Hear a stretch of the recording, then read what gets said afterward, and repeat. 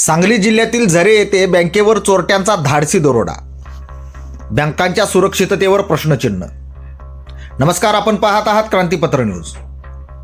ग्रामीण अर्थकारणाची वाहिनी असणाऱ्या सांगली जिल्हा मध्यवर्ती बँकेच्या झरे शाखेवर चोरट्यांनी धाडसी दरोडा टाकला.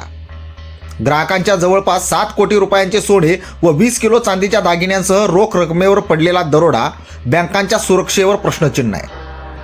सांगली जिल्हा मध्यवर्ती सहकारी बँकेच्या झरे येथील शाखेचे मागील खिडकीची काच फोडून गज कापून आत प्रवेश करत चोरट्यांनी लॉकर रूम फोडली. या लॉकर रूममधील 3 लॉकरमधील सोने चांदी व बाकी 19 लॉकरमधील रोख रक्कम घेऊन चोरट्यांनी पोबारा केला. दुसऱ्या दिवशी सकाळी बँक उघडल्यानंतर कर्मचारी यांना सदर घटनेचा अंदाज आला. त्यानंतर आटपाडी पोलिसात घटनेची फिर्याद दाखल केली गेली. काल दिवसभर झरे येथे पोलिसांचा मोठा फौजफाटा दाखल होता.